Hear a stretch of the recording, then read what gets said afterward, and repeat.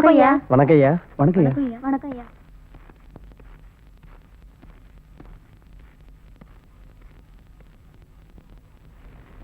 ஐயா, என்னையா சமாச்சாரம்?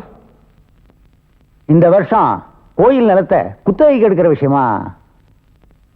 என்ன குத்தகை விஷயமா? வருஷம் வருஷம் ஐயா தான் வெள்ளாம பண்றாரு. அப்புறம் என்னையா? இந்த வருஷம் நம்ம மாணிக்கம் போட்டியா? அப்படி நினைக்காதீங்க ஐயா, அது கோவில் சொத்து தானே, அதை அனுபவிக்கிறதுக்கு எல்லாருக்கும் உரிமை இருக்கு இல்லைங்களா? பிரச்சனை இல்லாம பொதுவுல திருவிழை சீட்டு போட்டு பாத்துருவோமே.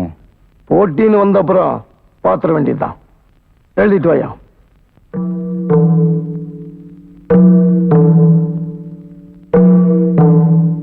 என்ன ஆசீர்வாதம் பண்ணுங்கய்யா. அடடே ரங்கா, என்ன இதெல்லாம்? சந்தைக்கு போனேங்க, அங்க போட்டி நடந்துச்சு, அதுல நான் ஜெயிச்சேங்க. ரொம்ப சந்தோஷம் தரங்க. ஊருக்காரன் இது வரைக்கும் உன்னை பார்த்த விதமே வேற. இனிமே தான் உன் பேரு கொடி கட்டி பறக்க போகுது. எல்லாம் உங்க ஆசீர்வாதம் தாங்க. போடு. எழுட்டுங்களா? ஐயா, உங்க பேர் தான் வந்திருக்கு. என்னையா யோசிக்கிறீங்க? உங்க முன்னாடியே சீட்டு எடுத்தேன். எடுத்தது என் முன்னாடி தாங்க, ஆனா எழுதினது ஐயா மேலே சந்தேகப்படுறியா? டேய், எங்க ஐயாவையா சந்தேகப்பட்ட? ஒண்ணு தம்பி, அடிக்காதீங்க.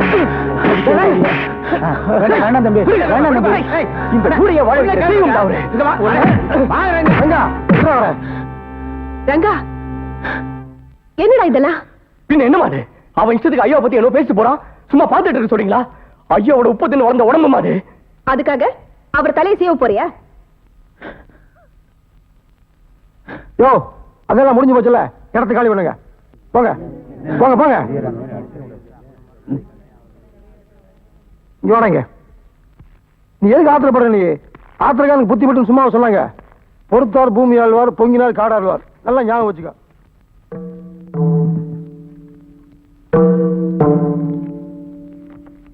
முதலாளி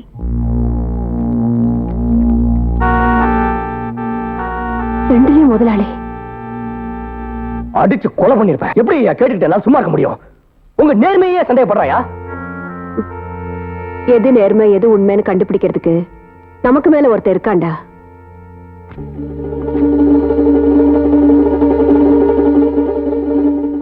ஏண்டா ரங்கா, அவர் உன்னோட வயசுல எவ்வளவு பெரியவர். இந்த மாதிரி கை நீட்டு அடிக்கலாமா? நீ உனக்கு எதுக்கு இந்த ஊர் வம்பலாம்? இரு, ஏதாச்சும் ஒரு பொண்ணை பார்த்து கல்யாணம் பண்ணி வச்சாத்தா நீ ஒழுங்கா வழிக்கு வருவ. இத பாருங்கம்மா, எனக்கு கல்யாணம் எல்லாம் ஒண்ணு வேணாம். ஏனா பொண்டாட்டின்னு ஒருத்தி வந்துட்டானா அப்புறம் உங்க கையால சாப்பிட பாக்கி எனக்கு கிடைக்குமா? இப்ப இப்படித்தான் அம்மா எல்லாம் சொல்லுவீங்க. அப்புறம் பொண்டாட்டின்னு ஒருத்தி வந்துட்டானா வச்சிருந்த பாசம் எல்லாம் சும்மா சொல்லுவீங்க. அந்த வீட்டுக்கு வேணுங்கிற மளிகை சாமான் என்னாச்சு?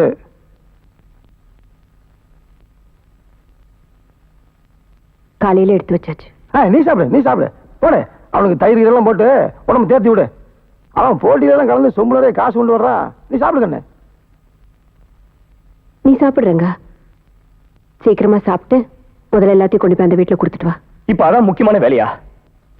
இத பாருங்கம்மா, உங்களுக்கு சமமான அந்தஸ்தோட ஐயா இன்னொரு பொம்பளையோட வாழ்றது என்னால சகிச்சுக்க முடியாது. நீ ஏண்டா சலிச்சுக்கிற? அத பத்தி கவலைப்பட வேண்டியவனா? நானே சகிச்சுட்டு வாழ்ந்துட்டு இருக்கேன்.